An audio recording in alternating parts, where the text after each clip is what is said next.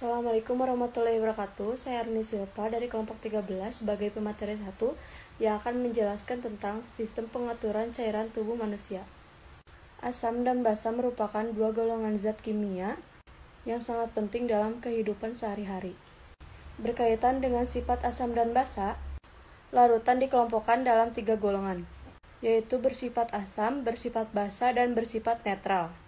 Asam dan basa memiliki sifat-sifat yang berbeda, sehingga dapat menentukan sifat larutan.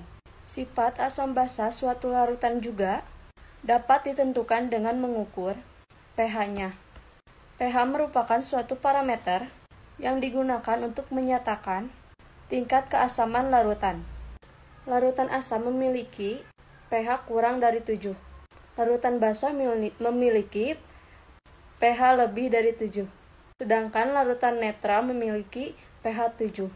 pH suatu larutan dapat ditentukan dengan indikator pH atau dengan pH meter. Menurut penjelasan tersebut menjelaskan tentang keseimbangan asam dan basa, serta berbagai macam faktor atau hal-hal yang berkaitan dengan keseimbangan asam dan basa. Keseimbangan asam dan basa merupakan hal yang penting bagi tubuh karena dapat mempengaruhi fungsi organ vital. Gangguan keseimbangan asam dan basa yang berat dapat mempengaruhi kelangsungan hidup pasien. Derajat keasaman pH darah manusia normalnya berkisar antara 7,35 hingga 7,45. Tubuh manusia dapat mempertahankan keseimbangan asam dan basa agar proses metabolisme dan fungsi organ dapat berjalan optimal. Keseimbangan asam dan basa dalam tubuh manusia diatur oleh dua sistem organ, yakni paru dan ginjal, yang akan disampaikan oleh pemateri kedua. Di sini saya akan melanjutkan materi yang telah disampaikan pemateri 1, yaitu tentang pengaturan keseimbangan asam dan basa. Pengaturan keseimbangan ion hidrogen dalam beberapa hal sama dengan pengaturan ion yang lain dalam tubuh. Sebagai contoh, untuk mencapai homeostatis harus ada keseimbangan antara asupan atau produksi ion hidrogen dan pembuangan ion hidrogen dari tubuh. Dan seperti pada ion-ion lain, ginjal memainkan peranan kunci dalam pengaturan konsentrasi ion hidrogen cairan ekstraseluler yang terlepas melibatkan jauh lebih banyak daripada eliminasi sederhana ion-ion hidrogen oleh ginjal. Yang selanjutnya yaitu tentang faktor yang mempengaruhi keseimbangan asam dan basa. Pengaturan keseimbangan asam basa diselenggarakan melalui koordinasi dari 3 sistem. Yang pertama ada sistem buffer, sistem penyangga asam basa kimiawi dalam cairan tubuh yang dengan segera bergabung dengan asam atau basa untuk mencegah perubahan konsentrasi ion hidrogen yang berlebihan. Ada 4 sistem buffer. Yang pertama, buffer bikarbonat merupakan sistem dapar di cairan ekstrasel, terutama untuk perubahan yang disebabkan oleh non-bikarbonat. Yang kedua, buffer protein merupakan sistem dapar di cairan ekstrasel dan intrasel. Yang ketiga, buffer hemoglobin merupakan sistem dapar di dalam eritrosit untuk perubahan asam karbonat. Yang keempat adalah buffer fosfat, merupakan sistem dapar di sistem perkemihan dan cairan intrasel. Yang selanjutnya adalah yang kedua, sistem paru. Paru-paru di bawah kendali medula otak mengendalikan karbon dioksida dan karena itu juga mengendalikan kandungan asam karbonik dari cairan ekstraseluler. Yang ketiga adalah sistem ginjal.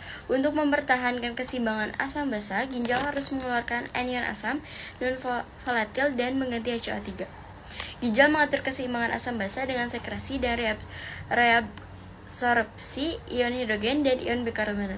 Yang selanjutnya itu tentang gangguan keseimbangan asam basa, asidosis respiratorik. Asidosis respiratorik adalah keasaman darah yang berlebihan karena penumpukan karbon dioksida dalam darah sebagai akibat dari fungsi paru-paru yang buruk atau pernafasan yang lambat. Kecepatan dan kedalaman pernafasan mengendalikan jumlah karbon dioksida dalam darah. Dalam keadaan normal, jika terkumpul karbon dioksida, pH darah akan turun dan darah menjadi asam. Tingginya kadar karbon dioksida dalam darah merangsang otak yang mengatur pernafasan sehingga pernafasan menjadi lebih cepat dan lebih dalam. Dan yang selanjutnya akan disampaikan oleh pemateri 3. Di sini saya akan menjelaskan tentang gangguan keseimbangan asam basa. Yang pertama ada asidosis respiratorik, adalah keasaman darah yang berlebihan karena penumpukan karbon dioksida dalam darah sebagai akibat dari fungsi paru-paru yang buruk atau pernapasan yang lambat. Kecepatan dalam pernapasan mengendalikan jumlah karbon dioksida dalam darah. Yang kedua ada asidosis metabolik, adalah keasaman darah yang berlebihan yang ditandai dengan rendahnya kadar bikarbonat dalam darah. Bila peningkatan keasaman melampaui sistem penyangga pH, darah akan benar-benar menjadi asam. Penyebab asidosis metabolik adalah yang pertama, kelebihan produksi asam, yang kedua, kurangnya cadangan dapar, yang ketiga, kurangnya ekskresi asam. Yang ketiga, alkalosis respiratorik adalah suatu keadaan di mana darah menjadi basa karena pernapasan yang cepat dan dalam, sehingga menyebabkan kadar karbon dioksida dalam darah menjadi rendah. Yang keempat, alkalosis metabolik adalah suatu keadaan di mana darah dalam keadaan basa karena tingginya kadar bikarbonat. Penyebab utama alkalosis metabolik, yang pertama, penggunaan diuretik. Yang kedua, kehilangan asam karena muntah atau pengosongan lambung. Yang ketiga, kelenjar adrenal yang terlalu aktif atau akibat penggunaan kortikosteroid.